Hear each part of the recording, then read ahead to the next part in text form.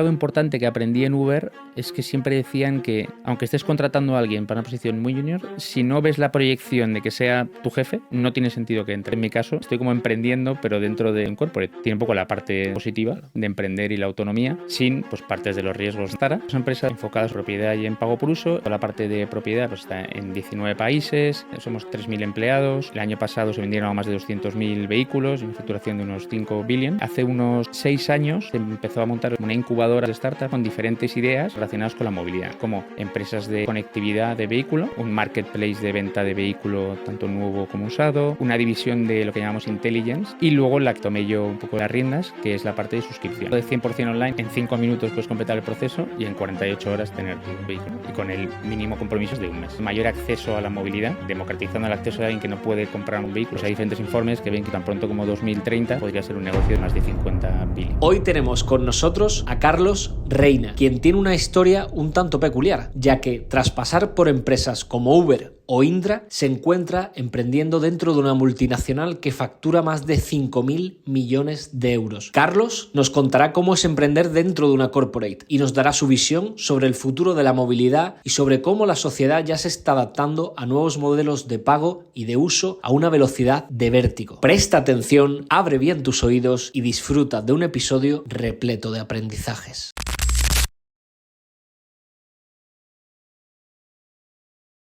Muy buenas a todos, estamos de vuelta en esta segunda temporada, tercer episodio ya, con un invitado, diría que diferente.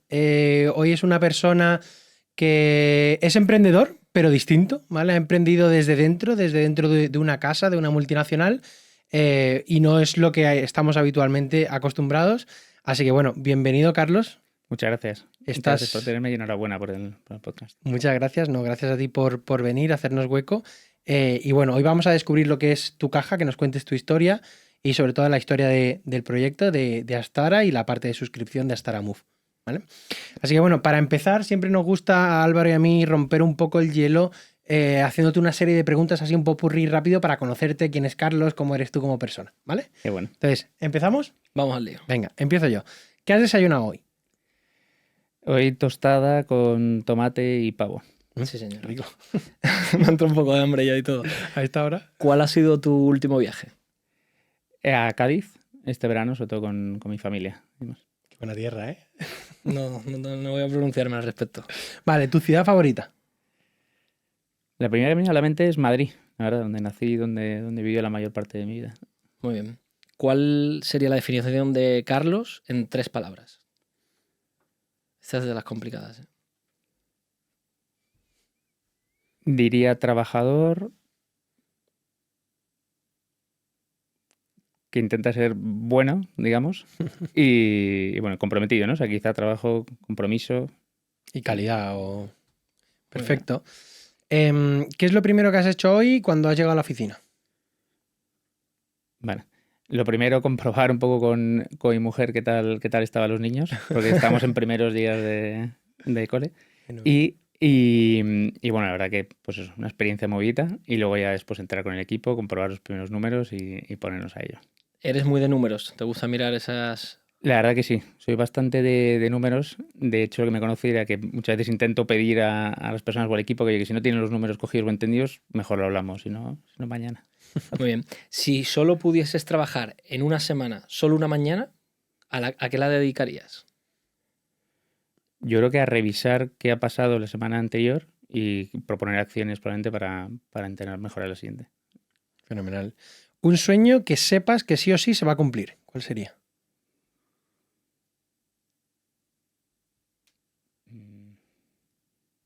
Esta no es fácil tampoco, ¿eh? Claro. Está pensando en un número, creo yo, de crecimiento, de suscripciones, pero tampoco... No, estaba pensando en familia y tal, pero cuando dices, oye, estar seguro de que se vaya a cumplir, oye, pues ver crecer a mis hijas y que sean felices, ¿no? Qué bueno, Qué bonito. qué maravilla. Si miras atrás, una cosa que repetirías al 100% de tu carrera profesional. Yo creo que iba a decir lo primero, el aspecto internacional. Pensaba que a lo mejor me ibas a decir, pues por ejemplo, durante la carrera irme de Erasmus me parece algo que sin duda repetiría. y luego irme a una empresa inicialmente como Oliver Wyman, que tiene ese aspecto mucho más internacional, ¿no? Para poder conocer diferentes proyectos, diferentes culturas. Creo que es algo que ayuda mucho y abre mucho la mente. Fenomenal. Y si no te dedicas a lo que haces a día de hoy, dirigir la división de Astara suscripción, de Astara Move, ¿qué harías? ¿Qué serías? La verdad que son muy buenas preguntas, sin duda. Yo en primer lugar, bueno, volviendo un poco a experiencias que he tenido en el pasado, pues bueno, la verdad que en la época de consultor me parecía algo, por ejemplo, muy, muy interesante. Estar en temas de startups y un poco en la fase inicial creo que también tenemos muy interesante, aunque como decíais al inicio, claro, en mi caso es emprender, aunque más desde dentro, probablemente lo que haría sería emprender directamente yo, ¿no? Pues lo que... Perfecto. Bueno, ya tenemos el resumen, el popurrí hecho. Y ahora cuéntanos, ¿qué es Astara y qué es Astara Move? Perfecto. Astara es una empresa de movilidad abierta que ofrece diferentes soluciones a particulares, empresas y administraciones. Principalmente el servicio es la venta de vehículos, lo que llamamos directamente la propiedad, ¿no? Y luego está el pago por uso, donde tenemos principalmente la suscripción y el car sharing, ¿no? En este caso, Astara Move se enfoca sobre todo en la suscripción, que es, simplificándolo mucho, un renting muy flexible, con otras ventajas, como por ejemplo que esté todo incluido, como el seguro, el mantenimiento, la entrega del vehículo y demás, y sobre todo la flexibilidad, respecto de que puedes coger un vehículo desde un mes a 24 meses, ¿no? Yo, por ejemplo, en mi caso, pues al final, como decíamos al inicio, tengo 3 niños de 4 años a 4 meses. He cambiado 2 o 3 veces de vehículo los últimos 3 años, ¿no? Si tuviera un renting a 4 años, pues probablemente habría estado un poco más cogido, ¿no? Entonces es uno de los puntos de esa flexibilidad, digamos. Tengo que decir que todo lo que ha dicho es verdad, porque soy cliente de Astara Move y muchas veces escuchas un pitch de una compañía y se parece poco a lo que es. A la realidad. Esto sí que es verdad, 100% flexible y muy sencillo. Al final es como un alquiler de coche que se puede hacer desde el móvil, que te dicen, pues recógelo aquí, te lo encuentras y a disfrutar. Justo. Para nosotros es como ha resumido, vamos, el aspecto de 100% online, ¿no? A través de un smartphone o de un ordenador. En 5 minutos puedes completar el proceso y en 48 horas tener tu vehículo, ¿no? Y con el mínimo compromiso, si quisieras, de un mes. Obviamente, a medida que te vinculas por más plazo, pues el precio es más atractivo. ¿Y de dónde nace la idea o qué necesidad pretendéis cubrir en el mercado? ¿Qué cambio, no sé, de comportamiento habéis identificado? Justo. Yo creo que hay diferentes tendencias, ¿no? Primero, pues la movilidad sostenible, la electrificación y un poco la movilidad a la carta, ¿no? Que podemos ir elaborando un poco en cada una. Yo creo que al final la movilidad sostenible, pensando no solo en el aspecto de vehículos menos contaminantes, sino en el aspecto de mayor acceso a la movilidad. Por ejemplo, democratizando el acceso de alguien que no puede comprar a lo mejor un vehículo, sí poder hacer frente, es posible, al pago de una suscripción mensual. Tendencias como la electrificación, sin duda es algo que podemos ver que tenemos regulaciones a nivel europeo, ¿no? De poco a poco ir controlando las emisiones.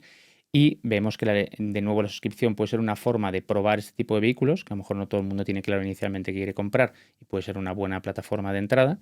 Y en tercer lugar, el aspecto de movilidad a la carta, ¿no? Yo creo que además, nosotros aquí todos jóvenes, me meto en el grupo, cada vez queremos más esa inmediatez, ¿no? Es decir, oye, pues ahora tú haces la compra antes era por Amazon o cualquier otra plataforma, tienes unas horas, ahora ya es en minutos y todo es la inmediatez, 100% online, ¿no? Entonces responde también un poco a esa parte en la parte de necesidades de movilidad. Qué bueno. Y dentro de Astara, cuéntanos un poquito más, ¿cómo fue tu papel de emprendimiento dentro de esa filial? Perfecto. Os cuento, si queréis, primero un poco sobre Astara. Claro. Que esta es una empresa, como os decía, enfocada sobre todo en propiedad y en pago por uso. Inicialmente, sobre todo la parte de propiedad, pues está en 19 países, somos 3.000 empleados. El año pasado se vendieron a más de 200.000 vehículos y una facturación de unos 5 billion, digamos una multinacional en ese aspecto y muy global.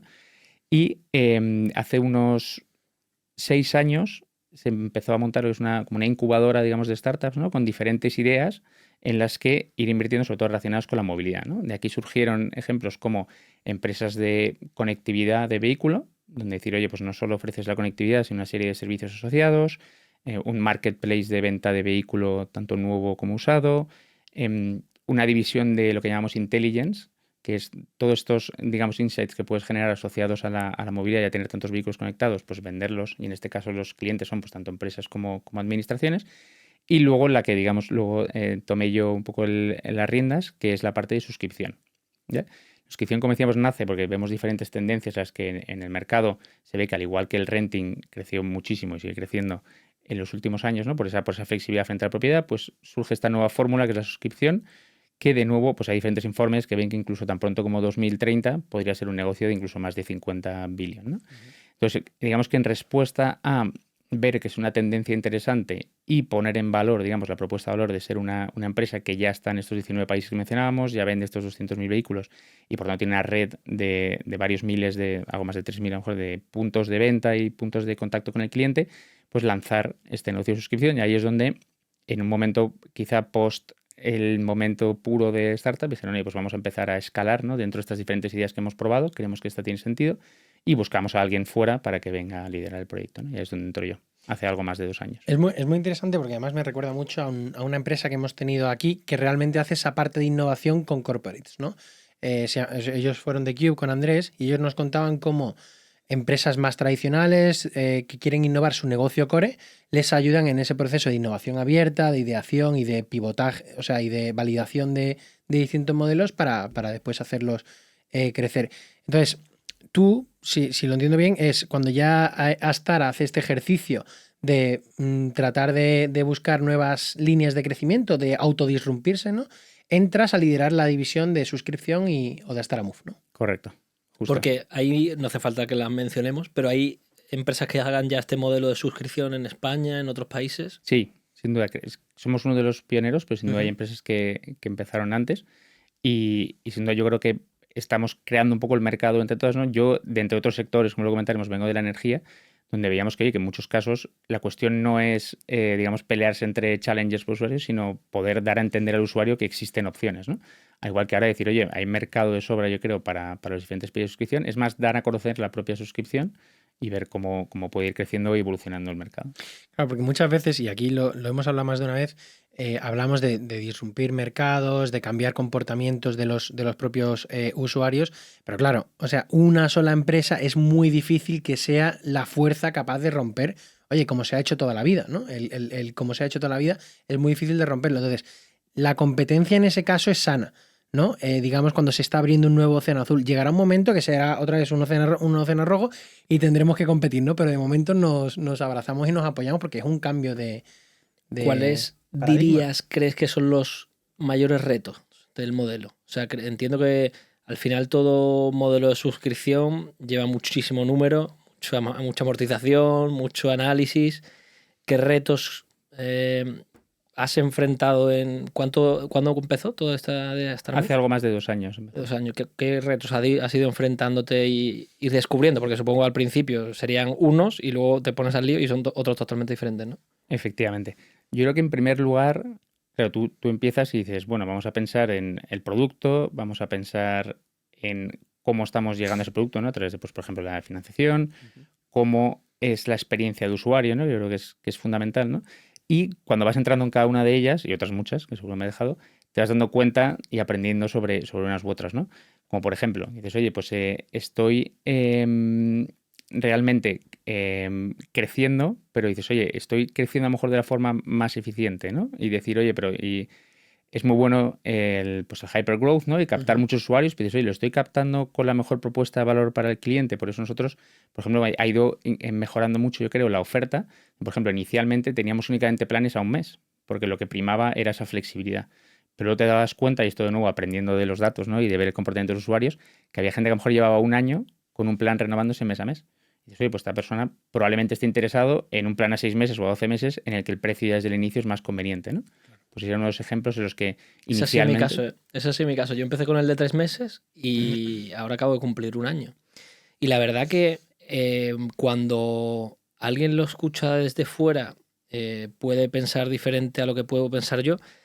Evidentemente no, pero me cuesta mucho ahora, después de 1 año de una suscripción con vosotros, imaginarme en el otro lado de la moneda. Porque al final echas números y dices, oye, evidentemente si estoy más de 5 años con el coche, pues obviamente voy a pagar más con la suscripción, ¿no? Pero, ostras, cuando llevas 30.000 kilómetros te hacen todo gratis de la revisión, los cambios de neumático también te los hacen, cualquier problema que tengas con el coche, tienes un coche de sustitución. O sea, ¿qué retos te quedan a ti mentales que tú digas, todavía en este punto sigue siendo más cómodo tener un coche tuyo? Justo. Más allá del del amor, como tener una casa, ¿no? O El un vínculo coche que emocional. tú dices, es tuyo, ¿no? El vínculo Sin duda. emocional. Yo creo que por un lado, volviendo al reto, cuando comentabas, pensando sobre tu comentario, claro que efectivamente lo que cuesta a veces a lo mejor es transmitir a la gente que el total cost of ownership, ¿no? O sea, a lo mejor el coste de propiedad del vehículo al final va a acabar siendo más elevado, por ejemplo, es lo que tú decías, ¿no? De oye, que luego hay un mantenimiento, Claro. luego hay unos neumáticos, luego hay un seguro y demás. Pero es cierto que, por ejemplo, así como anécdota, recientemente ha habido amigos que me han dicho, oye, ¿cómo está esto de Astaramuz, ¿no? Pásame un enlace, pásame un promo code o algo, vamos a verlo. Y empezar a verlo y decir, bueno, a ver la percepción con el pricing y demás, a lo mejor me compro un vehículo, luego ir a una concesión, a un concesionario a comprar un vehículo y decir, bueno, oye, que al final me voy a ir con Astaramuz porque efectivamente no tengo tan claro a lo mejor que necesito el vehículo tanto tiempo, ¿no? Como bien decías tú, pero esos números hay que hacerlos, claro. Porque igual que, claro, si tú haces un renting a 4 años, ¿no? Si supieras que ya seguro quieres ese vehículo, pues probablemente habría cosas que serían más económicas, ¿no? Y ahí tendrías que entrar en toda la parte de un proceso 100% online, que se puede completar en 5 minutos, que tienes el vehículo en 48 horas, un poco la atención al cliente que intentamos brindar, digamos que monitorizamos muy de cerca y, por ejemplo, el NPS es uno de nuestros KPIs fundamentales a nivel también de negocio, pues creo que es importante. Pero ese reto de conseguir romper esa barrera de que alguien no diga, vale, pero me compro un vehículo aunque sea a lo mejor de segunda mano y lo financio, entonces las cuotas no son tan Bueno, son ya, tantas. claro, pero ahí ya estás comprando, no estás comprando peras con peras. O sea, porque al final si el coche que recibes está nuevo, está con 5.000 kilómetros, es cómodo, es moderno, ¿no? Entonces, pero bueno, sí, al final habrá mucha gente que siga pensando con ese más vínculo emocional antiguo, ¿no? Claro, a mí me llama mucha atención cuando hablamos de producto, ¿no? Al final, el producto final no ha cambiado. Es un coche que tú utilizas para moverte, ¿no? Lo que ha cambiado es, uno, cómo lo paquetizas, ¿no? Con otros servicios, cómo lo ofreces, ¿no? Desde el punto de vista de experiencia muchas veces. Y al final, cómo lo financias o cómo lo pagas o cómo lo transaccionas, ¿no? Y todo eso es capaz de traer una propuesta de valor completamente nueva e innovadora al mercado, ¿no? Completamente de acuerdo, sí. Esa es gran parte de la propuesta, ¿no? Decir, oye, pues tienes un proceso 100% online, tienes un vehículo que al final has cogido en 5 minutos, que pagas con tu tarjeta de crédito, igual que pagas cualquier otra cosa. Tienes otros servicios conectados asociados al vehículo. Tienes dentro de la misma compañía, oye, pues tengo servicios tanto de suscripción que se carparía, digamos, a la compra del vehículo y también de sharing, ¿no? De tener la opción de pagar por minutos, por horas, por días. O sea, que al final es un poco lo que enriquece y que Claro, me alegro que se porque muchas veces hablamos con emprendedores y muchas veces nos centramos en el producto. Venga, vamos a inventar algo nuevo que no exista. Y no es tanto así. Muchas veces es, oye, ¿cómo cogemos piezas, las ponemos en conjunto y le ponemos el lacito, ¿no? Para que quede bonito y lo lanzamos al mercado? Y sobre todo, como bien decías, ¿cuál es la experiencia, ¿no? Que al final, porque al final lo que tienes que cubrir es la necesidad de movilidad, ¿no? Y dices, oye, es que ya no es tanto el producto, ¿no? Cada vez hay más fórmulas diferentes, ¿no? Porque puede ser incluso el vehículo en suscripción y luego tienes para otros momentos, pues utilizas un vehículo de sharing. Es como complementas un poco cómo cubres tus necesidades de movilidad y efectivamente muy centrado en la experiencia, ¿no? Buscando lo que entendemos que quiere el mercado. Oye, ¿se le puede reclamar el coche a un usuario cuando acabe el contrato o se va renovando siempre? O sea, ¿qué dices con un O sea, reclamo? no entendí la pregunta. Sí, perdona, estaba espeso hoy. Si se va renovando mes a mes, ¿no? Cuando acaban los 3 o 4 meses que hayas pactado, los 6 o el año, luego se renueva mes a mes. ¿Eso vosotros podéis reclamar el coche al usuario o Claro. tienen que... O sea, nosotros lo que hacemos es, en primer lugar, ofrecer el vehículo, pues sobre todo inicialmente, pues nuevo, casi nuevo, ¿no? Luego lo que sí que es cierto es que, claro, tienes que disociar un poco lo que es, en algunos casos, el vehículo de la suscripción, ¿no? Y dices, oye, a lo mejor a una persona le queremos volver a ofrecer un vehículo más nuevo, ¿no? Y dices, oye, pues con tu siguiente renovación lo que podemos hacer es modificar el vehículo, ¿no? Entonces, habrá momentos en los que, como otra parte del negocio también es esa venta de vehículo como vehículo usado, hay casos que el propio usuario se interesa y es quien acaba comprando el vehículo, o en algunos casos, oye, pues a lo mejor tenemos que coger este vehículo y ofrecer uno más nuevo. Porque vosotros, ¿cómo acaba ese producto que hablamos? ¿Qué hacéis con el coche cuando ya alcanza los 150.000, 200.000 kilómetros? ¿Sigue entrando en suscripciones? ¿Se busca una salida? Claro. O... No, nosotros lo que buscamos, y eso todo de los, digamos, de parte del USP, es que el vehículo esté nuevo o en estado casi nuevo, ¿no? O sea, con un kilometraje bastante reducido. Entonces lo que hacemos es, digamos que los vehículos se ofrecen con este servicio, ¿no? De que, oye, que es bastante nuevo. Y lo que se va haciendo luego es también monitorizar un poco cuál es el uso del vehículo, siempre de una forma 100% anonimizada, no se cruza la base de datos de usuarios con la de vehículos, obviamente, pero sí para entender esos vehículos luego se acaban vendiendo, la mayor parte de ellos, como vehículos usados, ¿no? Entonces, que de nuevo hay casos en los que es el usuario quien lo vende, ¿no? Entonces, en ese caso sí que procuramos que no pase de un kilometraje X para que sí que siga siendo que cuando llega el siguiente usuario a la suscripción sea un vehículo que está en estado nuevo, ¿no? Que te da esa sensación.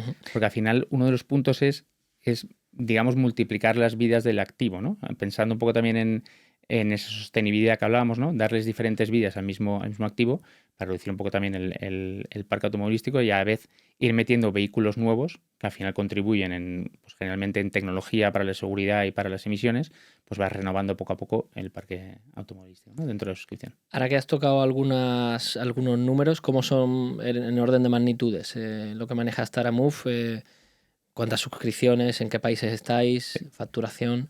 Justo. A día de hoy estamos en 3 países, en España, Portugal y Suiza, que lanzamos Portugal y Suiza en la primera mitad de este año, y en los próximos meses lanzaremos Chile y Bélgica, y la idea es lanzar en el año que viene otros 5 países, cubriendo también pues, tanto en Europa como en Latinoamérica. A día de hoy tenemos algo más de 2.200 vehículos suscritos en España, hablando de España. Tenemos algo más de 30.000 usuarios registrados en la suscripción y otros 100.000 en la parte de sharing, donde en la parte de sharing tenemos unos 600 vehículos, que son los vehículos de GoTo, que es GoTo by Staramove aquí en Madrid. Y es un poco la idea, es seguir creciendo. Por suerte pudimos duplicar el negocio el año pasado, este año vamos en línea para duplicar de nuevo. Y la idea es seguir con ese crecimiento bastante exponencial, ya no solo en crecimiento en flota y en suscripciones, sino también en número de países. ¿Y el reparto de esas 2.200 suscripciones son empresas, son particulares? ¿Cómo? Curiosamente, que es algo que a lo mejor la gente se sorprende, es un porcentaje mayor en empresas, o sea, algo más de un 60% son empresas, frente a un 40% más o menos de particulares. Que claro, yo al menos al inicio, si me habían preguntado hace unos años, pues a lo mejor me había sorprendido, ¿no? Un producto 100% digital, en el que la flexibilidad es muy importante, que tienes el vehículo en 48 horas por la inmediatez y demás. Eso es una parte muy, muy importante, pero al igual que, por ejemplo, también al ser tan tech, digamos, a lo mejor se piensa en un público muy, muy joven, y es joven, pero digamos que la parte más grande a lo mejor está entre 35 y 55 años. Es que los jóvenes no se compran coches hoy en día. No sé por qué, supongo que serán dinámicas sociales, pero no se compran coches. Me interesan 2 cosas, ¿vale? De vuestro modelo. Ya hemos entendido un poco dónde estáis, cuál es vuestro impacto. Una es cómo llegáis a vender, ¿no? Porque dices, es un proceso completamente digital, pero después también tenéis muchos puntos de venta locales. Es decir, ¿a ti cómo te compra un Álvaro cuando compró la suscripción de Astara? ¿Cómo llegó a ti? ¿Son ads? ¿Cómo es vuestro proceso de venta? Pues es tanto online como offline. A día de hoy todavía es algo más online. O sea, probablemente luego le preguntamos a Álvaro, pero lo más probable es una búsqueda en Google, una ad en Meta, probablemente sería lo más probable, ¿no? Para dar a conocer. Sin embargo, también tienes, claro, en España, pues algo más de 200 puntos de venta con esos equipos comerciales que también ofrecen la suscripción, ¿no? Porque la idea es Astara no solo ofrecer en los concesionarios la venta, sino también la suscripción y convertirse en lo que llamamos mobility centers, ¿no? Entonces, a nivel de porcentajes más online, también tenemos pues otros canales como influencers y demás, Vale. pero a nivel de los de mayor atribución, pues probablemente sea una búsqueda en Google o una ad en Meta. En mi caso fue así, Sí, ¿no? por posicionamiento SEO. De hecho, yo siempre que busco algo en internet, los 3 primeros que pone Son anuncios, se los saltas. me los salto y voy a los siguientes. O sea que sería uno de los 5 primeros. Hice el estudio de números y ahí y salieron. Al menos que se lo ocurren y se posicionen bien, Claro. ¿no? Que no paguen, ¿no? Importante. Y qué bueno ver que luego hay usuarios que también lo hacen así, ¿no? Que esa parte de ad, efectivamente, que está arriba, suele llevarse mucho tráfico. Genial. Y después la otra parte que me parece interesante es, oye, estamos hablando de que hemos productizado, hemos metido como muchos servicios, incluyendo un coche dentro de una suscripción, de un modelo de suscripción. Realmente, si miramos la P&L, ¿dónde se gana dinero o cómo gana dinero Astara? ¿Es la compra y la venta después del vehículo cuando es el punto óptimo de venta para que todavía no haya devaluado mucho el activo, pero aún esté en precio de mercado? ¿Eso es con los servicios adicionales? Un poco cómo funciona? La verdad que es un poco una mezcla de todo lo que has comentado, pero en primer lugar es igual de importante, digamos, tanto la suscripción como la venta luego del vehículo usado. Con respecto a cómo genera margen, pues claro, al final, hasta la parte de la ventaja competitiva que tienes es el acceso a esos vehículos a un precio más bajo que si fuéramos una startup, ¿no? Que lo estuviéramos empezando nosotros, pues desde aquí nosotros tres, ¿no? Inicialmente. Entonces, claro, al poder tener ese producto principal, o sea, esa materia prima a un coste más bajo, pues efectivamente tienes esa ventaja. También tienes una red muy extensa y un expertise, digamos, de vender pues, esos 200.000 vehículos nuevos al año y otros tantos de usados. Y luego también toda la parte de servicios adicionales, que pese a que inicialmente claro, se van generando cada vez nuevos servicios, inicialmente son gratuitos, a lo mejor en el futuro eso puede ser un freemium, algo así, pero sí, es principalmente eso. Y en concreto para vosotros, ¿qué ha sido, o para ti en este caso liderando el proyecto, qué crees que ha sido el mayor reto? ¿Las operaciones, el funnel de venta, el equipo, escalar el equipo? ¿Cuál ha sido tu percepción en estos 2 últimos años? Tú has dicho, ostras, esto me ha costado dormir cuando tenía este problema. Yo creo que al final es una empresa de operaciones, ¿no? Muchos aspectos. Yo, por suerte, esa parte, la verdad que me gusta bastante. Yo, por ejemplo, estuve en Uber, que también, por supuesto, es una empresa de tecnología, pero tenía muchísima parte de logística y de operaciones, ¿no? Creo que controlar, saber anticipar, oye, cuál es el punto óptimo, por ejemplo, para vender un vehículo, cuál es la forma más eficiente de reparar un vehículo cuando es necesario, cómo hacer el seguimiento un poco de la flota, ¿no? Y hacer tanto ese sourcing, ¿no? Digamos, ese aprovisionamiento del vehículo de la forma más eficiente y luego cómo operarlo de forma eficiente durante el proceso, probablemente sea lo más complejo. Pero sin duda hay challenges en todas las partes. ¿Sí? Genial. Y vamos a entrar un poco también en la parte de cómo, lo hemos mencionado antes, cómo es emprender desde un corporate, ¿vale? Tendrá sus pros, lo hemos hablado, ¿no? Acceso al producto más barato, en este caso los coches, pero después también supongo que tendrá algún con, ¿no? Como todo, ¿no? Pues a lo mejor es un poquito más rígido, no tienes tanta flexibilidad. Cuéntanos un poco tu experiencia emprendiendo desde un corporate. Justo. Yo en primer lugar, bueno, dejar claro que mi admiración por los emprendedores, pues la verdad que cuesta mucho, ¿no? Hay que animarse, hay que lanzarse y creo que es fundamental para el bien del país en general, cada vez haya más emprendedores, ¿no? O sea que creo que es muy positivo. Yo en mi caso creo que la introducción un poco que hacías es muy acertada, ¿no? En primer lugar, tienes, por supuesto, menos riesgo, ¿no? A la hora de formar parte de un grupo que, sobre todo en el caso de Astara, pues tiene ya digamos, una cadena de valor, una propuesta de valor adicional, pues ya montada a través de ese acceso sobre todo al vehículo, ese acceso probablemente a la financiación, también, ¿no? Ser parte de un grupo tan grande, esa red de ventas y esos equipos de ventas y esa presencia internacional, ¿no? Que te ayuda mucho. Sin duda, claro, frente a emprender directamente, pese a que no lo he hecho directamente, al menos a día de hoy, pues claro, sí que puede ser más rígido, ¿no? Al final dices, oye, pues estás dentro de un grupo, ¿no? Que tiene una serie pues obviamente de intereses, de países que priorizar y demás. Pese a que yo la verdad que por suerte en mi caso sí que suelo decir esa frase de estoy como emprendiendo, pero dentro de un corporate, porque para mí tiene un poco la parte positiva de emprender y la autonomía, sin pues partes de los riesgos, ¿no? Y de que, bueno, siendo padre de familia y de 3 y demás, pues dices, bueno, hay que buscarlo, pero a lo mejor en otro... Con menos riesgo, ¿no? Sin el dolor de cabeza del Runway viene bastante bien. El precipicio, yo siempre digo, no, es que cuando emprendes hay un precipicio ahí, que no sabes si está más cerca o más lejos, pero está. Y pero bueno, aún así estáis creciendo a doble de dígito, duplicando. ¿Cómo ha sido esa visión desde dentro de la matriz? O sea, ¿qué se exigía desde la matriz? ¿Un crecimiento de empresa grande, un crecimiento de startup? ¿Cómo era eso? Yo creo que inicialmente se esperaba, pues claro, poder poner en valor el modelo y poder probar que es algo viable, ¿no? Y que la rentabilidad está ahí y que hay una estructura y un equipo que puede hacerlo, ¿no? Que eso es lo que creo que por suerte hemos podido probar, combinando tanto el talento que ya había en la casa como otra gente que ha venido conmigo. Al principio era más probar esa viabilidad, ¿no? Luego después, obviamente, como nos pasará a todos, pues claro, la exigencia siempre es ilimitada, ¿no? Y cuando hace un tiempo decía, bueno, pues cuando llegues a 1.000 suscripciones, digo, bueno, pues ahora ya voy a llegar a 2.000, ya, pero ahora son 5.000, ¿no? O sea que esa exigencia está ahí. Pero bueno, creo que por el momento, pues con el comprobar un poco el crecimiento y efectivamente pues hemos podido doblar el año pasado, doblar este año de nuevo, lanzar 2 nuevos mercados, vamos a lanzar otros 2 antes de final de año. Por el momento está yendo, digamos, en la línea esperada. ¿Y tenéis equipos en común con la matriz o también hay equipos en común. Sí, nosotros, como decía, pues dentro de Astar hay unas 3.000 personas, de las cuales pues dentro de la parte de pago por uso somos unas 70. Ujú. Al final, claro, nosotros tanto en España, que es donde está, digamos, el equipo de headquarter, como los que llevamos la operación de España, hay muchos equipos en común, pues a la hora de, oye, cómo comprar los vehículos, cómo llevar la red, cómo tal, hay bastante sinergia.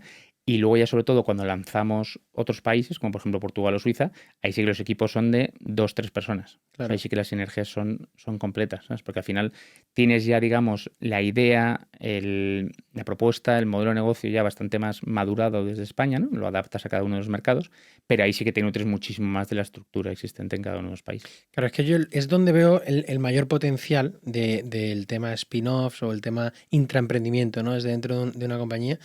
No es solo que tengas muchas veces la financiación o el acceso a financiación, el acceso ya a un producto testado, validado en el mercado, el know-how, ¿no? del propio, de la propia corporate, sino que al final, cuando tú, por ejemplo, en este caso que vas a expandir a un nuevo mercado, tú ya has probado este estado y probablemente habrá que hacer ajustes en función de las particularidades del mercado, pero ya tienes a gente allí con la capacidad de ejecutar, ¿no? Y con ese know-how, esa experiencia de saber cómo hacerlo, saber validar muy rápido. Entonces, al final, eso, la escalabilidad y la capacidad de crecer es mucho mayor. Justo. Sí, y de hecho, esa es de nuevo, digamos, la ventaja competitiva, ¿no? Ya está en este caso, decir, oye, ya tienes presencia en ese mercado, tienes acceso a vehículos a un precio preferente en ese mercado, tienes la experiencia de vender, digamos, directamente a particulares, a los que pueden ir pasándose ellos mismos a la suscripción, o sea que el cliente, digamos, que ya lo tienes. Y luego, por ejemplo, toda la parte que hablábamos del vehículo usado, que también es una parte importante, pues tienes ya experiencia y redes en las que ya vendes, digamos, vehículo usado en estos mercados. Y hemos hablado mucho de Astara, todavía no hemos hablado de Carlos. Cuéntanos un poco, ¿no? Has estado en consultoría estratégica, has estado también de Erasmus, nos contabas antes de comenzar, has pasado por Uber. Cuéntanos un poco cómo ha sido todo ese camino. Os cuento. Pues bueno, yo estudié ADE aquí en Madrid, en ECADE. La verdad que no tenía una vocación clara, ¿no? Entonces, tipo de ECADE y luego el camino clásico que yo al menos viví con muchos compañeros, oye, pues o consultoría o banca de inversión, ¿no? Pues en mi caso fue consultoría, me llamó la atención. Sí que hice primero algunas prácticas en banca, donde, pues por ejemplo, claro, venir de no haber trabajado antes y coger, pues por ejemplo, tu verano de cuarto a quinto, ¿no? El último verano y decir, vale, pues no vas a tener un día de vacaciones, ¿no? Son las primeras cosas que vas aprendiendo. O, por ejemplo, en quinto de carrera, decir, oye, pues ahora voy a ir a la universidad y también voy a trabajar a la vez. Y al final es cuando, curiosamente, más productivo te conviertes. Es la época en la que más vas al gimnasio, más estudias, mejores notas sacas y más trabajas. Es algo que me sorprendió también, me pareció muy interesante. Y luego, efectivamente, fui a consultoría, que yo creo que es un sitio que te ayuda mucho, te da muchas herramientas y mucha adaptabilidad a la hora de cambiar de sector cada 6 meses, ¿no? Creo también la exposición internacional para mí es clave y un talento que yo creo que hay gente, pues la verdad que como en todas partes, pero que hay gente también muy lista, ¿no? Que tienes exposure a perfiles muy interesantes. Creo que es un sitio en el que, oye, pues cada uno tiene que tener claro, oye, yo estoy aquí for the long run o para estar un tiempo y coger unos skills y demás, que fue más mi caso. Y ¿dónde estuviste, perdona, Carlos? estuve primero en Europraxis, que ahora es Minsight, parte de Indra, Sí. y después estuve sobre todo en Oliver Wyman, donde sí que estuve más proyectos internacionales y sobre todo pues trabajando pues en Reino Unido, en Alemania y demás, y algo más enfocado en servicios financieros, ¿no? Y luego la verdad que surgió, cuando dije, bueno, pues yo creo que hasta aquí consultoría, pensé un poco en diferentes sectores, ¿no? Y la verdad que pensé bastante en tech, ¿no? Como mejor en la época, esto era el 2018. Entonces, claro, el boom también ahí, justo, crecimiento tech. Y dices, oye, boom, y dices, oye, pues me gustaría también buscar en España, justo me acababa de casar el año antes, y dices, oye, pues tampoco irme ahora mismo internacional, pues he viajado ya bastante durante consultoría, ¿no? Y busqué, la verdad que los primeros procesos que vi, vamos, el primero fue en Uber, y la verdad que, digamos, descubrí una empresa increíble. Yo me uní al equipo de Uber Eats, con toda la parte que estamos lanzando el servicio de food delivery aquí en España. Me pude unir cuando estábamos solo en 2 ciudades y vivir la expansión durante 2 años a más de 100 ciudades, cuando multiplicamos los pedidos, digamos, por 1000, ¿no? Esa fase de hypergrowth, ¿no? Que la verdad que fue increíble, que guardo un recuerdo increíble, ¿no? De unas personas que, de nuevo, muchos también venían de consultoría o de banca de inversión, pero que vamos a trabajar en ese ambiente tan exigente, ¿no? Yo siempre decía, pues trabajo claramente menos horas que en consultoría, pero diría que trabajo muchísimo más y de forma mucho más eficiente, ¿no? Y la verdad que yo cuando me decidí un poco por entrar ahí decía, oye, pues sería muy bueno por conocer a ese tipo de perfiles, ¿no? Y a futuro a lo mejor seguir trabajando con ellos. Y así fue como surgió mi siguiente oportunidad, que fue en Valve, una comercializadora de energía verde, donde me contactó un ex compañero, Iván, que es un profesional increíble con el que coincidí tanto en Uber como luego en Valve, y ahora un gran amigo. Y pues pude de nuevo volver a enfrentarme al reto de como volver a Uber unos años atrás, y decir, bueno, vamos a ir al día uno a montar Valve, una comercializadora de energía verde aquí en España, que era un spin-off de Valve UK, que era la empresa privada de más rápido crecimiento en Europa en la época. Llegó a 1,7 millones de clientes en 4 años. Entonces nos ficharon algunos ex-Uber para lanzarlo en España, en Francia y en Estados Unidos. En mi caso en España, me uní ahí como responsable de desarrollo de negocio. Y de nuevo, la verdad que una parte súper interesante, 100% enfocado a growth, ¿no? De nuevo, con un proceso 100% online, una oferta, la verdad que muy, muy bien de precio, muy justa, y una obsesión por el cliente. Y de nuevo es cuando el NPS se convirtió en algo fundamental, Customer Satisfaction, o sea, la atención al cliente muy, muy importante. Y de nuevo crecimos pues, de 1 a algo más de 30.000 usuarios en poco más de un año. Que además fue, claro, me uní en mayo del 2020. Entonces, claro, fue 100% en remoto. Claro. Y estuvimos durante meses trabajando todos en remoto, que luego era gracioso, porque teníamos apuestas de, oye, pero este será alto o bajo. Tal. Meses viéndote en calls todos los días, pero no tienes ni idea, ¿no? Y luego ya cuando nos vimos en persona, un año después a lo mejor, pues dices, anda, mira, pues al final acerté o no acerté, ¿no? Oye, y se habla mucho de la cultura de Uber. ¿Qué es lo que más te sorprendió de la cultura de Uber?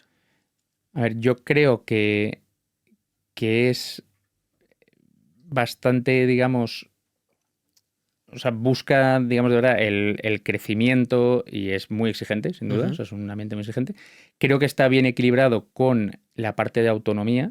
O sea, creo que es impresionante el impacto que puede tener alguien y desde, digamos, el equipo, a lo mejor la persona que menos tiempo lleva más junior, creo que es muy bueno. Sí que es cierto que se trabaja mucho.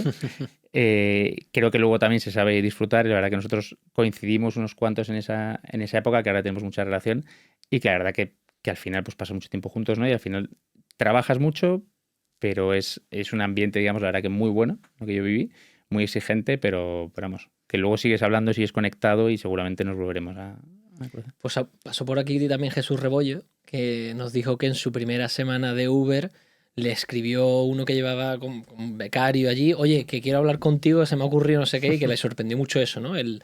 Que tú también lo mencionas, ¿no? El impacto que puede tener una persona en Uber, que puedes hacer a cualquier persona y proponer lo que quieras, ¿no? Justo, y esa cercanía que, por ejemplo, con Jesús también coincidí. Y, por ejemplo, sí, a mí la verdad que el All Hands, tener a Dara directamente ahí al CEO disponible para preguntas desde el día 1, incluso en la época de la salida a bolsa y demás, sí, la verdad que me sorprendió también a nivel de poder dar voz a tus ideas y proponer ideas, que eso, pues a lo mejor en otros sitios no se ve tanto, ¿no? Qué guay. Me gusta mucho, hemos hablado, bueno, de tu historia que es apasionante, mucho hypergrowth ahí en esas dos experiencias, tanto en Uber como en Valve. Pero hay mucha gente que nos escucha y que están a lo mejor en posiciones en corporate que siempre han tenido ese gusanillo emprendedor de, oye, yo quiero montar algo, quiero hacer algo y tal, pero nunca se atreven. ¿Tú les recomendarías que quizás, ¿no? Una forma de hacerlo de forma más segura, más tranquila es hacerlo, o bien en sus propias empresas tratar de proponer proyectos, spin-offs, cosas que se puedan hacer que estén alineadas con la visión estratégica de la compañía, o directamente unirse a otros proyectos de empresas que estén buscando eso, disrumpirse, ¿no? Justo. Yo creo que las dos son buenas formas. O sea, al final, en mi experiencia, en primero Valve, digamos, sí que era, digamos, como emprender, o sea, sí que lanzar un poco más de cero en España, ¿no? Dependiendo de Reino Unido. Y obviamente con esa presión también de decir, oye, pues tienes esa presión de resultados, igual que si lo has montado tú, y de verdad que, pues eso, esa mentalidad de cada euro que gastes es tuyo y demás, que yo creo que es importante. Y creo que eso sería una buena idea a la hora de decir, oye, busca algún proyecto donde a lo mejor no te unes como el general manager, pero te unes como alguien que tenga una posición de relevancia y puedes ir probando, ¿no? Cómo es ese otro ambiente. Y luego probablemente después diría, oye, pues unirte a un proyecto que estén buscando a alguien con esos, a lo mejor, skills de algo que a lo mejor ya ha empezado, ya ha sido quizás esa fase de startup, a lo mejor se está identificando que se quiere hacer un cambio, digamos, en el equipo, porque como todo, ¿no? Las diferentes fases, diferentes personas a lo mejor no están Claro, capacitadas correcto. para todas las fases. Y esa sería, yo creo, una buena oportunidad, porque al final, a nivel de experiencia, yo creo que es bueno probarlo antes de emprender tú, porque al final toda la parte de presión y demás lo vas a conocer igual, tienes que ver si eso va contigo, porque al final yo, aunque emprenda en un corporate, pues bueno, tienes unos accionistas y demás, y vamos, Hay que la responder. presión la verdad que es, la verdad que me puedo imaginar que es bastante parecida. Entonces yo creo que es bueno, quizá antes de saltar a la piscina del todo, puede ser como un paso intermedio, ¿no? Que yo al menos recomendaría. Hay una cosa del emprendedor que yo creo que se habla menos de lo que debería, porque se habla mucho de la perseverancia, de la creatividad, de todo esto, ¿no? Pero se habla poco de liderar personas. Creo que es una asignatura, y siempre digo esto, que todo el mundo en su primer examen suspende. Y cómo ha sido, porque has estado en muchas épocas de crecimiento en grandes empresas, también en pequeñas, de rápido crecimiento, pero ahora ya liderando, ¿cómo ha sido esa etapa? ¿Cómo, si miras atrás esos 2 últimos años, qué has mejorado? ¿Qué retos te has enfrentado que has dicho, ostras, esto lo hacía mal y ahora lo hago mucho mejor, ¿no? Justo. Yo lo primero que me di cuenta es que en primer lugar, en mi paso de consultoría a ya estar más en una empresa, que quizá la parte de asesorar y demás a alguien para que luego lo hiciera me gustaba menos, o sobre todo creo que la parte de ejecutar y fundamental me gusta un poco más. Sí que hay mucha gente que cuando dice, pues por ejemplo, en Valve a lo mejor éramos 15, 20 personas, pero a lo mejor somos 70, estamos directamente en Astaramove. Sí es cierto que para mí yo creo que es que lo fundamental es que son los equipos, ¿no? Los que van a hacer el trabajo. Tú al final, efectivamente, conviertes en mucho más gestión de personas, ¿no? Y creo que al final es rodearte de gente mucho más lista que tú, mucho mejor que tú, ¿no? De hecho, hace poco escuchaba un podcast de, oye, estás en una empresa, una sala y eres el más inteligente, pues sal corriendo, ¿no? A lo mejor no estás en el mejor Sí, proyecto, ¿no? correcto. Y yo creo que es rodearte de las mejores personas que puedes tener y darles esa autonomía, ¿no? Y quizá esa tolerancia también al fracaso, ¿no? Entonces yo creo que con respecto a lo que puede haber crecido estos 2 años, pues esa idea, ¿no? De estar más ok con, oye, que si algo no, casi, oye, equivócate rápido, que no hay problema si probamos la siguiente, ¿no? Yo creo que esa idea y dar sobre todo esa autonomía, quizá para mí al principio me metía un poco demasiado, o sea, no que me costara delegar, pero quizá soy muy de datos y me gusta estar demasiado en la, dices, hay que saber cosas que no tienes casi ni que entrar porque está en buenas manos y ya está. Creo que es algo que sí que he aprendido de dar esa autonomía y esa cancha al equipo, ¿no? Sí, sientes, decíamos antes, ¿no? Eres padre de familia, 3 niños ahora, eh, pero has estado siempre en proyectos como muy demandantes, ¿no? Incluido ahora, aunque estés bajo el paraguas, el crecimiento que se exige y que se espera es grande. Eh, ¿Crees que ha pasado un poco un peaje en tu vida estar en este tipo de proyectos tan demandantes? La verdad que es una buena pregunta que sí que lo pensaba, sobre todo desde que nacieron, ¿no? Mis hijos, que al final la mayor tiene 4 años. Sí que es verdad que yo creo que hay formas de compaginar, porque sí que, a ver, cierto peaje yo creo que tiene que Ujú. tener. Lo que pasa es que quizá yo, y por suerte, por la forma de verlo también de mi mujer y demás, pues nos gusta, creo que los dos, nos gusta nuestro trabajo y nos gusta dedicar tiempo, ¿no? Y estamos ok, aunque a veces a ella a lo mejor le cueste un poco más no estar todo el tiempo en casa. Pues, a mí un pequeño peaje yo creo que puede tener. Pero yo creo que sí que cosas como, oye, pues los primeros días del colegio o intentar o bien estar por la mañana o bien por la tarde, ¿no? Decir, oye, pues a lo mejor voy a salir tarde porque eso es inevitable, pues entonces estoy por la mañana Un poquito y más. llevo yo, por ejemplo, a la ruta a las niñas o lo que sea. Ujú. Poder estar, ¿no? Yo creo que es importante, pero me sí un pequeño peaje que luego, por suerte yo ahí diría que me compensa. Quizás si volvemos en unos años diría, oye, pues veremos, ¿no? Oye, vamos a ir cerrando, que Sí. tenemos 5 minutillos máximo o menos. Me mirará Adri ahora diciendo menos. Un tema un poco peliagudo. Sí, me mira acá. El futuro de la movilidad, ¿no? Hay mucho tema candente, tema de la contaminación, tema de la movilidad autónoma, muchas vías diferentes de usar la movilidad. Ahora coges una bici, luego un patinete, te subes a un taxi, luego un Uber, te montas en un coche de suscripción. ¿Pueden convivir todas estas vías? ¿Cómo lo ve el líder de Astaramove? ¿Le asusta también no sé, todo este paisaje que vemos? Yo creo que de hecho es más bien una oportunidad, ¿no? Y es lo que creo que identificó hace un tiempo Astara para estar en esta transformación, ¿no? Yo creo que al final, en primer lugar, dar al usuario, entender al usuario lo que necesita, ¿no? Para dar esa movilidad a la carta, creo que es muy importante. Ahí es donde conviven todos esos diferentes ejemplos que mencionabas, o algún otro, o incluso el carpooling, ¿no? Que escuché aquí también en el podcast, es un proyecto muy, muy interesante. Creo que también tendencias como la electrificación pues son también muy importantes, ¿no? O en general la reducción de emisiones, ¿no? Porque no solo está la electrificación. Y creo que en ese aspecto, pues Stara, por suerte, también promueve la sostenibilidad, pero no tienes que tener exactamente una tecnología u otra, ¿no? Con lo cual puedes ir ayudando, digamos, a los usuarios a pasar de una a otra. Y creo que al final, precisamente por conseguir que todas estén presentes, ¿no? Sobre todo en las ciudades, donde al final pues el mundo cada vez es más urbanita, ¿no? Cada vez hay más concentración en las ciudades, cada vez va a haber, en el caso de España, ¿no? Pues más zonas de bajas emisiones, ¿no? En todos los municipios y demás con algo de población. Pues claro, creo que al final que convivan es precisamente lo que hará posible todo esto, ¿no? Y es donde Astara quiere estar y quiere de hecho estar liderando ese cambio, ¿no? Uh-huh. Fenomenal. ¿Y tú, como Carlos, dónde te ves eso? 5 o 6 años, hablábamos antes de Agenda 2030, ¿no? ¿Dónde te ves? ¿Te ves en Astara liderando el proyecto, llevándolo al infinito y más allá? ¿Con ese hypergrowth que has hecho en otras compañías o qué te gustaría? Justo.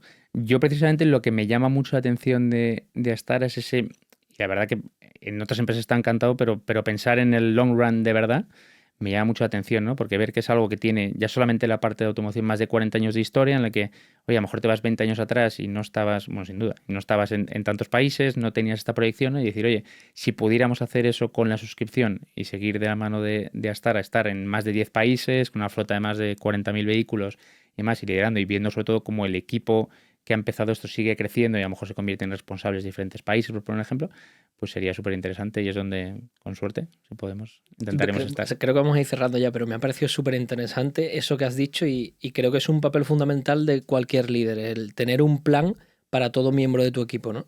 El saber que todo el mundo también tiene ambición. ¿Cómo haces ese ejercicio dentro del equipo? Justo. Yo creo que algo importante que aprendí en Uber es que siempre decían que aunque estés contratando a alguien para una posición muy junior, si no ves la proyección de que sea tu jefe, digamos, uh-huh, no tiene sentido que entre, ¿no? Entonces piensa un poco en el fit del perfil en el largo plazo, ¿no? Yo creo que para eso también yo intento tener, digamos, pues eso, one-to-ones con mis reporteritos todas las semanas.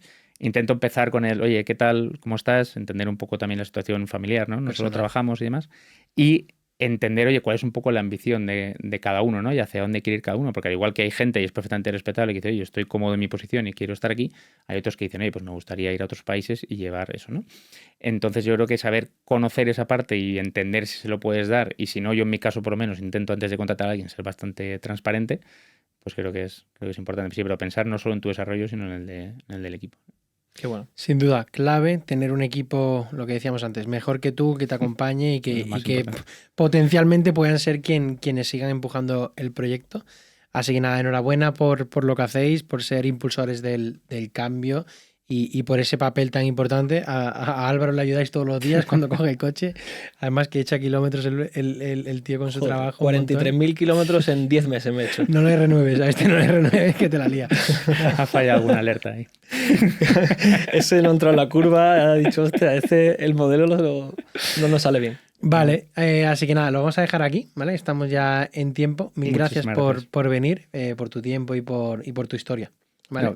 Muchas gracias a todos. Y nada, y a vosotros que habéis llegado hasta aquí, gracias por escucharnos y bueno, nos vemos en el próximo episodio de La Caja D.